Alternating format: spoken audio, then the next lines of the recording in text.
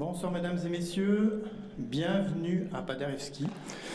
On avait prévu de faire ça au cinématographe à 102 places, c'était un petit peu serré.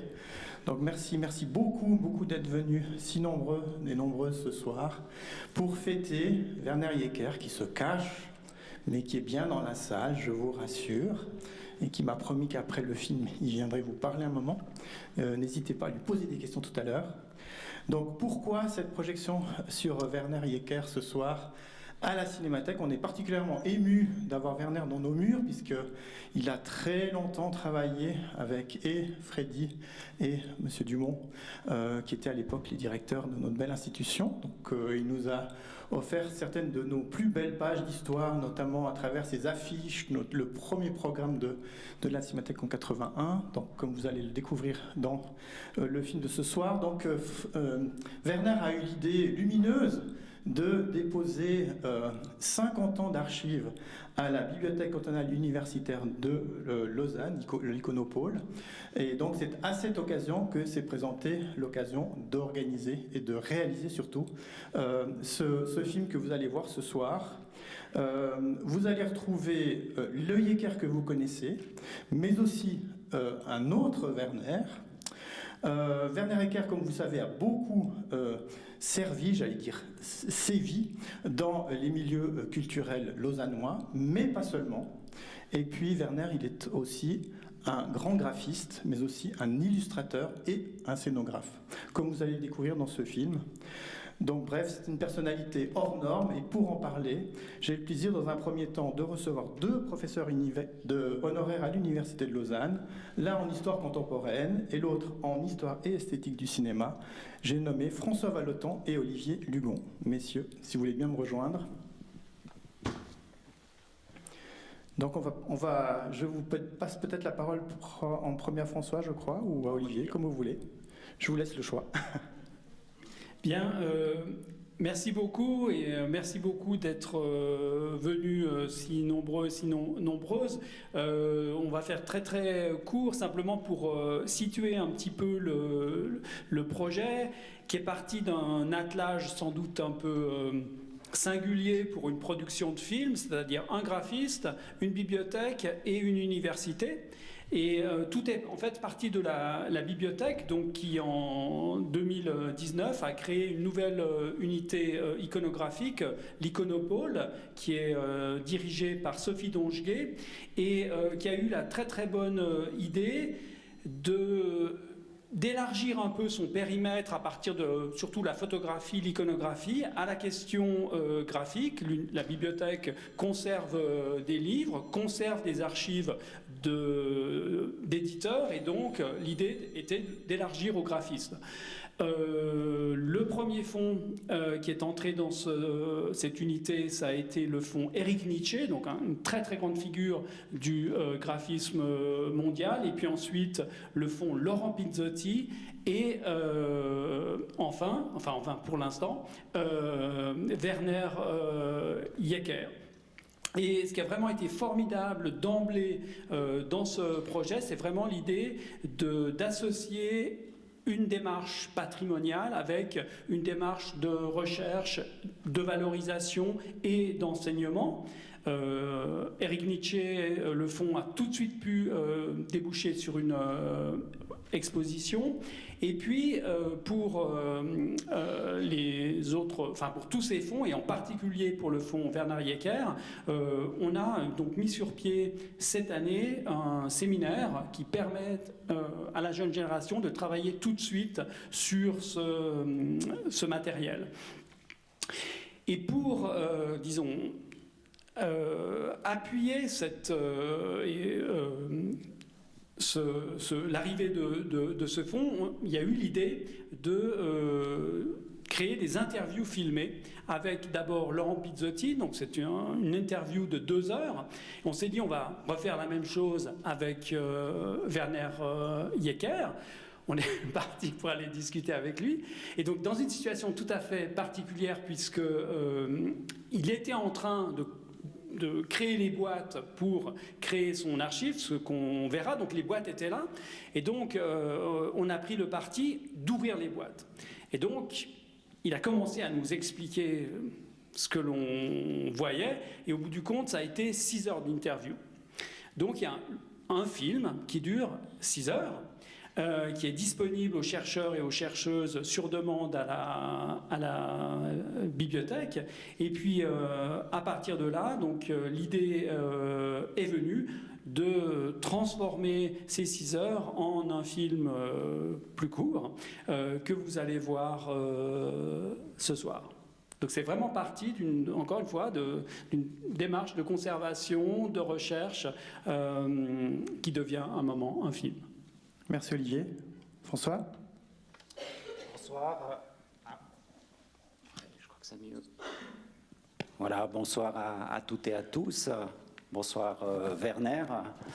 C'est un vrai plaisir d'être ici. Merci à la Cinémathèque de nous accueillir et de nous offrir cette possibilité de vous présenter donc en avant-première cette réalisation qui est vraiment une réalisation collective. J'aimerais vraiment insister sur ce point.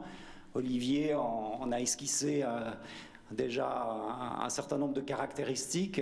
Je dirais juste 2 ou 3 mots sur le film en illustrant finalement cette démarche collective, d'abord en évoquant quand même l'une des chevilles ouvrières principales, c'est le réalisateur, c'est David Monti qui est dans l'ombre, mais qui devrait être dans la lumière après le film. Vous pourrez également lui poser des questions. David Monti qui est un réalisateur de documentaires qui appartient au groupe Climage, notamment, et puis qui est actif au sein du département Unicom de l'Université de Lausanne, donc le département de communication de l'université. Et l'université donc a pour habitude depuis un certain nombre d'années de réaliser des films à partir de projets d'enseignement et de recherche. Et donc David n'en est pas à son coup d'essai. Mais ce qui caractérise plus spécifiquement ce projet par rapport à ceux qu'il a l'habitude, disons, de développer, c'est que, alors que d'habitude les films clôturent d'une certaine manière une démarche de recherche, les chercheurs viennent devant la caméra présenter le résultat de leur travail.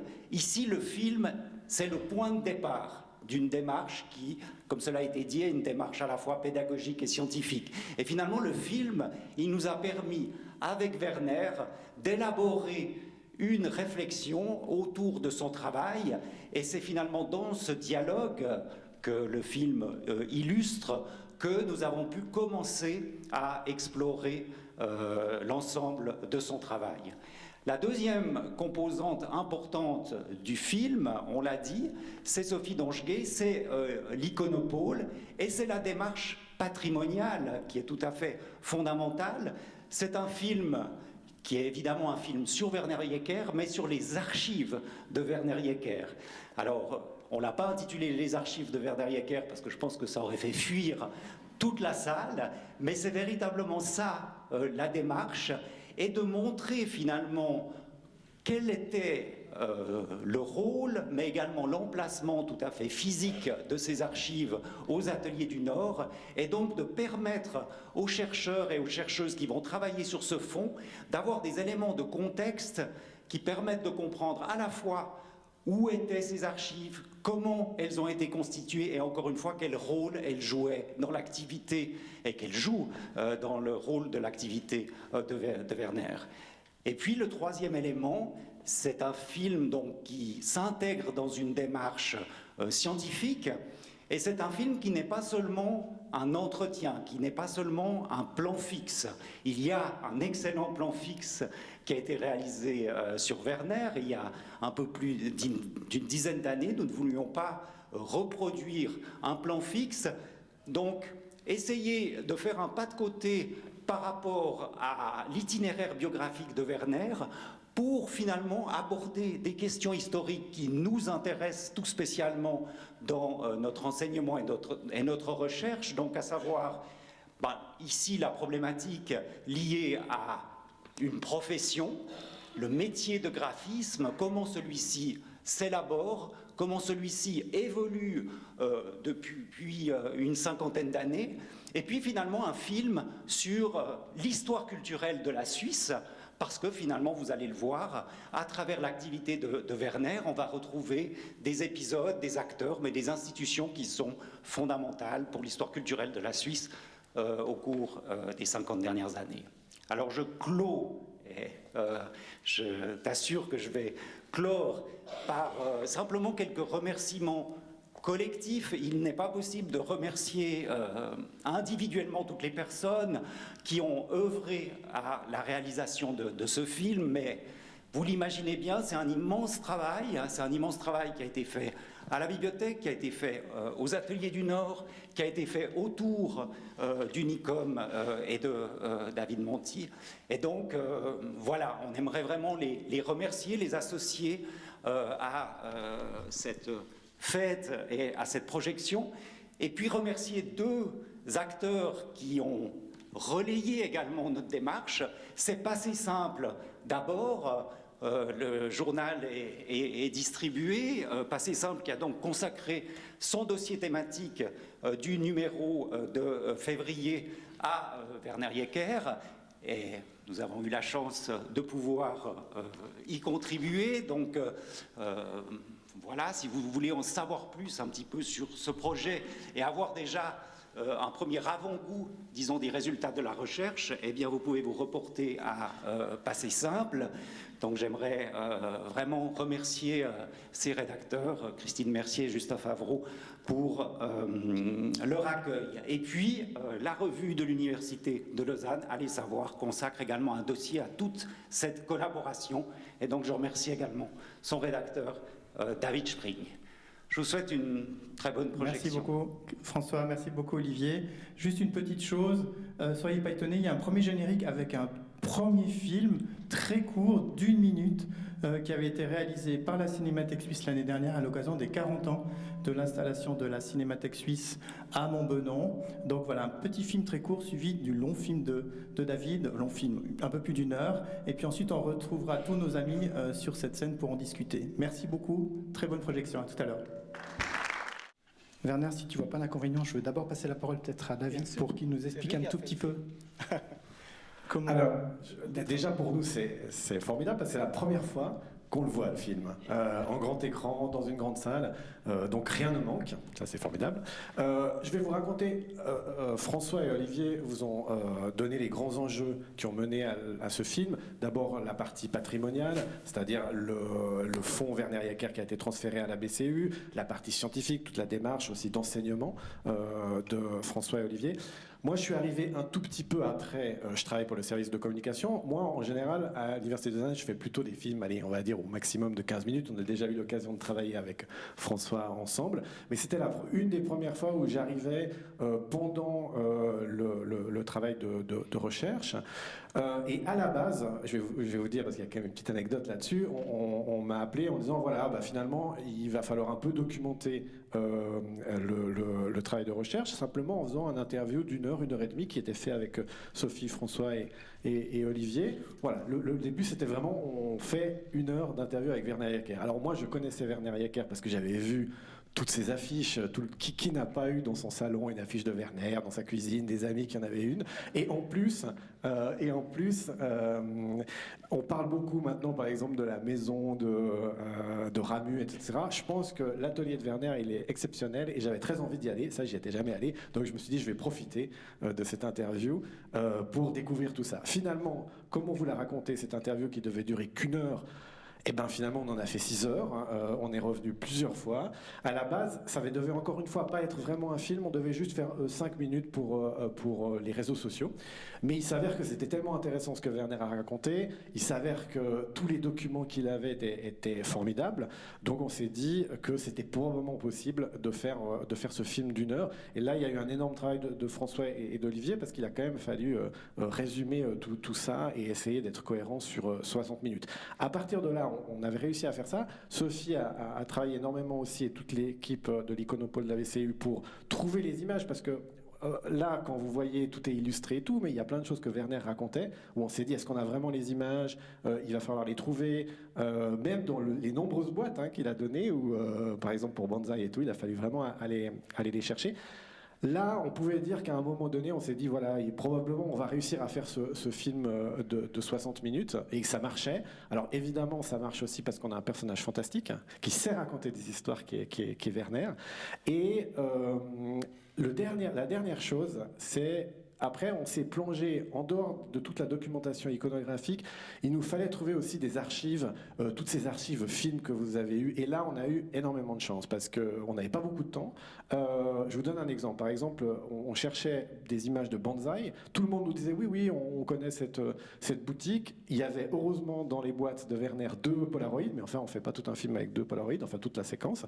Et là, comble de chance, je crois que c'est Sophie qui a demandé aux archives de la ville de Lausanne, qui avait des bobines 16 mm où dans ces bobines, si vous voulez, c'était juste des archives pour documenter le fait qu'ils allaient détruire le Rotillon, ce quartier lausannois, pour vraiment le reconstruire. Et chance inouïe, dans ces films, il y avait ces fameuses images qu'on a eu besoin et qui racontent cette histoire de bonsaï. Même chose pour l'atelier de Werner en 89 dans Viva. Il s'avère qu'en cherchant sur les archives de la RTS, moi j'avais vu simplement un interview de Werner au téléjournal, et dans les images du décor en fait du plateau de télé, il y avait ces images en fait que vous avez vues qui sont incroyables. Et là, c'est, je crois, François qui a été vraiment les chercher. Il a fallu trouver d'où ça venait, que la télé les retrouve, et ça nous raconte beaucoup. Après, pour l'anecdote, c'est formidable parce qu'on voit que Werner est un grand créateur protéiforme, mais et qui fait des choses incroyables, mais par contre, il est toujours au même endroit. Depuis 30 ans, il a son bureau au même endroit. Et vous avez vu qu'il y a l'affiche, et ça j'avais trouvé formidable, de bonsaï, qui, quand je pense que tu l'as reçu, tu l'as mis au mur et elle y est toujours. Donc ça, c'est un truc que les archives nous racontent. Après, aussi, de la part de Werner, c'était vraiment bien que pour toute l'Expo 02, il se soit préoccupé de documenter. Il y avait un film qui nous raconte beaucoup, et d'où l'importance. En plus, quand on fait ce type de démarche, pour créer un fonds d'archives, toute la documentation audiovisuelle, elle est de plus en plus importante. Donc c'était aussi dans cette idée-là qu'on a fait ce film. Voilà un petit peu l'envers du décor de comment on l'a fait. On l'a pas fini il y a très longtemps. Et puis on est très content qu'on y soit parvenu parce que voilà, c'était pas à la base, c'était vraiment un document scientifique qui est devenu un film. Voilà, c'est normalement un film, on réfléchit comme un film au départ, ce qui n'était pas le cas. Merci beaucoup. Sophie, si tu veux dire quelque chose? J'aimerais juste remercier la Cinémathèque et en particulier Kika Bergonzi, qui, je crois, n'a pas pu se joindre à nous ce soir, qui a tout de suite accepté quand je l'ai contactée. On était encore en train de tourner au début du montage. Elle nous a fait confiance, elle a dit « Ok, on le programme à la Cinémathèque ». Et ça, c'était une chance extraordinaire, vraiment. Et voilà, je voulais la remercier. Et je crois que Sophie, c'est un peu toi qui as eu cette idée de faire peut-être à la base, c'est toi qui as reçu ce fonds. C'est une donation, je rappelle juste, qui remonte à près de plus de 20 ans, je crois. L'idée, au départ, c'est 2001, je crois, que l'idée a germé peut-être dans ton esprit. C'est ce que tu m'as dit, Sophie, cet après-midi. Pas tout à fait. Pas 20 ans. Je suis à l'Iconopole. L'Iconopole est une structure qui a été créée il y a 4 ans, en 2019. Moi, je travaillais avant au service des affaires culturelles du canton. Et je salue d'ailleurs Brigitte Varidel, qui est parmi nous, qui est l'ancienne chef de service du service des affaires culturelles. Et avec elle, on a rencontré Werner à plusieurs reprises. Et il se trouve que quand je suis arrivée à l'Iconopole en 2019, je connaissais Werner et son travail. Et en discutant avec les professeurs, et en particulier avec Olivier, on s'est dit qu'une dimension historique, photographique, documentaire était bien, c'était le but de l'Iconopole, mais qu'il fallait l'ouvrir à la communication graphique parce que c'est quelque chose qui manquait dans le canton. Il n'y avait pas de lieu où déposer pas seulement des affiches, parce qu'il existe des lieux pour les affiches, mais des fonds complets avec les réflexions, les travaux préparatoires, les variantes et le résultat des travaux, aussi diversifiés soient-ils. Et dans le cas de Werner, c'était tout à fait exceptionnel, parce que vous avez vu le panel et on aurait pu en rajouter encore une heure. Et donc quand je suis arrivée il y a 4 ans, j'ai pensé à Werner, je l'ai contacté. En fait, j'ai fait un petit mail. Et puis le lendemain, il me téléphone, il me dit « Sophie ?» Et puis je dis « Tu me reconnais ?» Il me dit « Mais bien sûr !» Et puis on s'est vus, on a parlé, ensuite les professeurs sont arrivés, on a échangé. Et puis, petit à petit, de fil en aiguille, l'aventure s'est emmanchée, quoi. On s'est dit, mais c'est tellement riche, c'est tellement intéressant, il a une mémoire tellement précise. Puis comme vous le savez, c'est un conteur né, Werner Jecker. Donc on s'est dit, il faut filmer tout ça. David, il a été enthousiaste. Et petit à petit, ça a pris une forme assez importante. Mais en fait, ça s'est fait rapidement. Parce que le contact, c'était début 2020. Werner a réfléchi et il m'a dit, je vous fais une confiance immense. Il a donné ses archives. On a signé une convention en 2020. Et puis en fait, on a travaillé beaucoup avec lui, avec sa fille Sandra, et aussi avec 2 collaborateurs fidèles et très compétents de l'Iconopole, qui sont Manon Saudan et David Enerini. Donc on a énormément travaillé parce que ça se prépare un fond, on ne prend pas les choses sur une étagère, puis hop, on les met dans un autre dépôt. Il y a tout un travail d'identification, de tri, d'organisation, de documentation, que Werner a fait très très sérieusement. Et puis 2 ans plus tard, c'est-à-dire en 2022, on est encore en train de recevoir le fonds, en fait. Donc en fait, non, ça s'est fait relativement rapidement. D'accord, merci pour cette précision. Werner, comment tu as vécu un peu tout ça, dis-nous? Ouf. Non, j'ai vu le film maintenant aussi en grand. Et j'ai dit, et le cauchemar a commencé. Et la première réaction, c'était mon corps. Parce que c'est tellement filmé réaliste, sans fard. Je voulais un film actuel, que tous les boutons sont sortis. Ça m'a tapé dans les yeux. Le corps était en révolte contre ce passé poussiéreux et tout. Parce que normalement, j'ai toujours un projet pour demain avec Mario. Maintenant, j'ai de nouveau sur un livre de Bischoff. Ce m'intéresse pour demain, ce qui se passe maintenant, et pas mes greniers. Et après, je devais me calmer, et je venais de terminer un archive de Alfred Latour, où j'ai travaillé avec Pierre, avec Sandra, à faire un archive. Et tout à coup, je dis, je dois aborder ce mandat comme un mandat d'extérieur, ça n'a rien à faire avec moi. Et là, ça commençait un peu à marcher.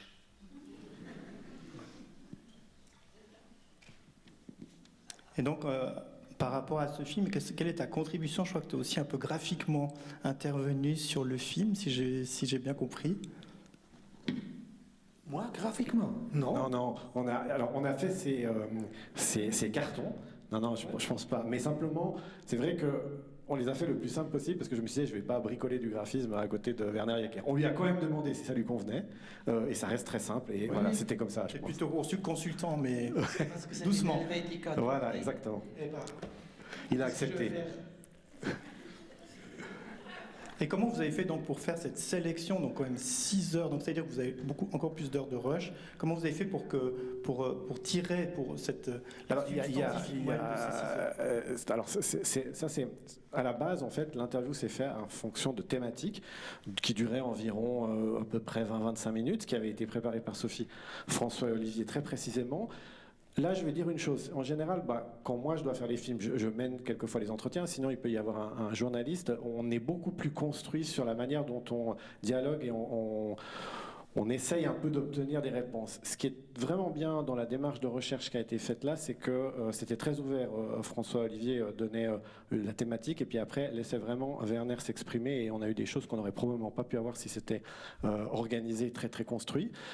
À partir de là, en fait, ces 6 heures en fait, sont à disposition de tous les chercheurs, des étudiants qui font le séminaire. Ils sont très intéressants. Mais là, François et Olivier se sont penchés dessus pour essayer d'en retirer, je crois, 1h30, ce qui était un travail relativement complexe. Et puis après, moi, j'ai réagencé. Avec Sophie aussi, on a encore supprimé une vingtaine de minutes. Et puis après, on a dû trouver ce système de carton parce qu'il fallait quand même une narration. Werner... quelquefois donnait pas l'introduction, il fallait qu'on voit un petit peu les enjeux chaque fois, ce qui nous a permis de construire la chose et d'arriver à peu près, je pense qu'il y a 50 minutes où Werner parle sur le film. Voilà. Ça c'est vraiment un certain nombre d'étapes. Werner? Je dois quand même rajouter, quand on a commencé, après le téléphone, Sophie est venue avec ses 2 professeurs d'université.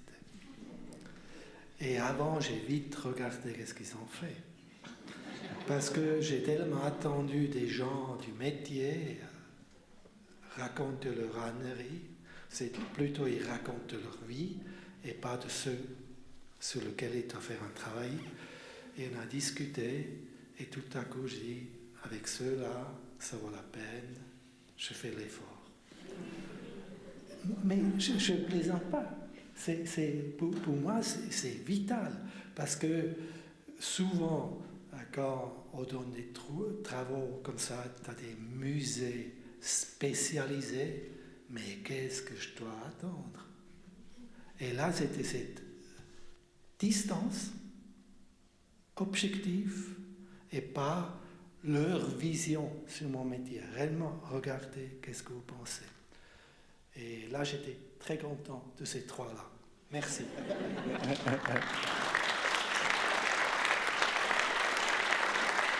Est-ce qu'il y a des questions du public? Levez haut la main et on viendra vers vous. Je ne vous vois pas très bien. Soyez pas timide. Ah voilà, une dame ici, à droite.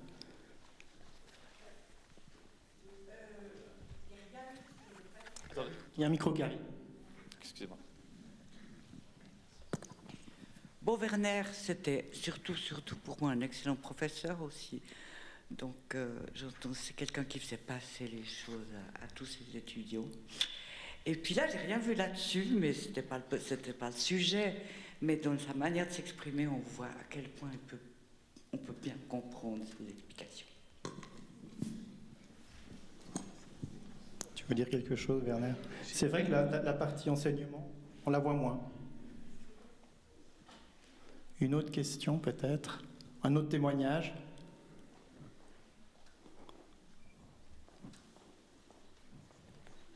Ou peut-être, messieurs de l'université, si vous voulez peut-être rajouter quelque chose par rapport à ce qui a été dit ou vu, ou qu'est-ce qui vous a surpris dans la démarche lorsque vous étiez en train de préparer un peu vos questions, étudier le cas Yecker? Est-ce que des choses qui vous ont surprise au fur et à mesure du travail ou pas? Non, donc Petit Larsen. c'est pas du tout le premier film sur Werner Yecker, mais là effectivement, ce qui était vraiment étonnant, alors qu'il a beaucoup parlé, c'est de voir la masse d'informations nouvelles et qui étaient vraiment ancrées dans des objets très très concrets, comme ça on ouvrait des boîtes et puis les choses, comme l'a dit François, c'est-à-dire c'est vraiment l'histoire de ces 50 dernières années, une partie de l'histoire de la Suisse qui est vraiment ancrée dans ces petits découpages. Et donc c'est l'histoire d'une personne qui est dans sa voiture. Et en même temps, c'est une histoire beaucoup plus large. Et donc ça montre vraiment, je pense, cette importance qu'a le design graphique dans nos vies.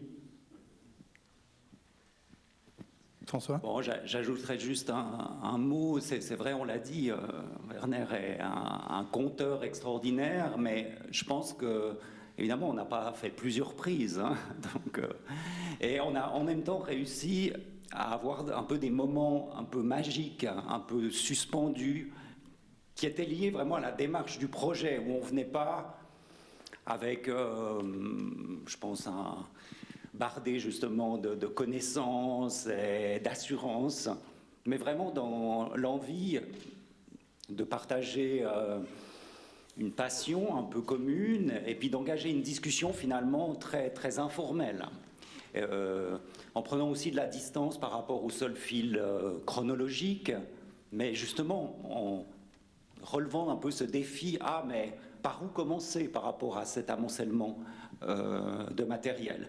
Et essayons, et ça, moi, c'est la chose que je trouve particulièrement réussie dans le film, c'est que ce sont les objets qui sont véritablement mis en scène.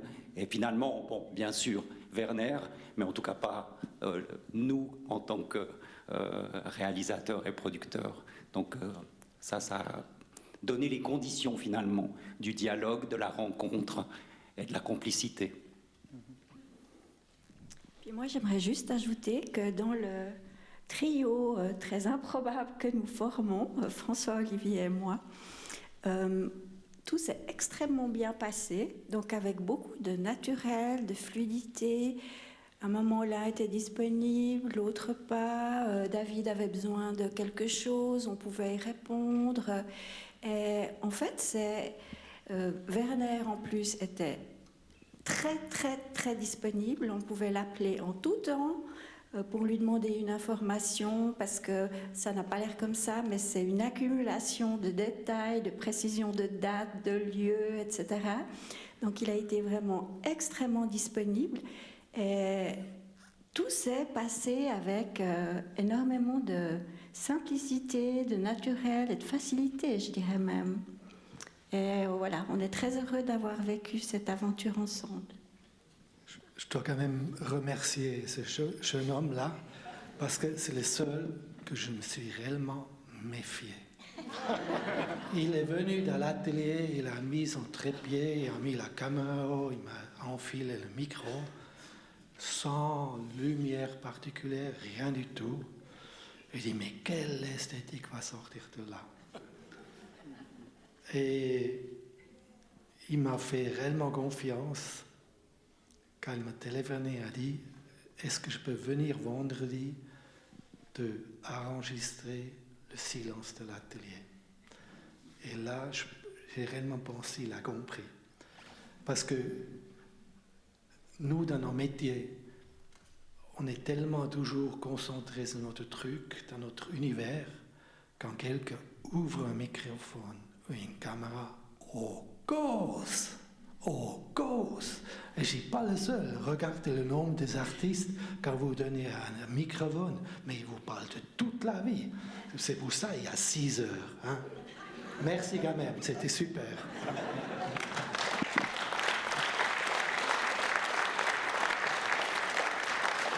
Est-ce qu'il y a encore une question ou deux parmi le public? Moi j'en ai une. Ah, voilà encore un monsieur là-haut, à gauche. Oui, bonsoir. Moi, j'ai une question réflexion. Comment est-ce qu'on imagine, si on fait une projection du futur, dans 50 ans, dans 80 ans, le travail qu'on a vu de Werner, qui maintenant se fait complètement sur des ordis, comment est-ce qu'on va le montrer? Werner? Quelqu'un d'autre? Disons, au niveau des archives, l'idée est, donc c'est la partie qu'on doit faire encore cette année, c'est d'archiver la partie numérique du travail de Werner. Donc ça, c'est quelque chose dont on n'a pas encore beaucoup d'expérience. Donc évidemment, on a travaillé sur tout ce qui est papier, maquette, on a des films constitués, etc. Mais il a un certain nombre, comme il l'a dit lui-même, de documents numériques qui permettent d'alimenter les connaissances de ses projets, sa manière de travailler, les variantes, etc. Et ça, c'est une chose qu'on va archiver et qu'on va sans doute mettre sur des bases de données de façon à ce qu'elles soient accessibles au grand public. Mais c'est un travail en cours qu'on va mener à la bibliothèque cantonale, mais que toutes les institutions culturelles doivent se pencher sur cette question, parce que les archives numériques, c'est l'avenir, donc c'est une vraie question de fond. Oui, c'est le prochain cauchemar. Et moi, j'ai juste une question à Werner. Je me demandais ce que tu n'avais pas légué à la bibliothèque. Qu'est-ce que tu as gardé près de toi? J'espère qu'ils ont une nouvelle salle. Il faut se préparer. Merci beaucoup. Encore une autre question dans la salle. Monsieur, madame. Mais je crois qu'on n'a pas tout dit. Werner est encore là pour répondre à vos questions. Ainsi que ces messieurs et dames. Merci encore infiniment à toutes et à tous d'être venus si nombreux. Et puis, je vous souhaite une excellente soirée. Et puis, à très bientôt à la Cinémathèque Suisse.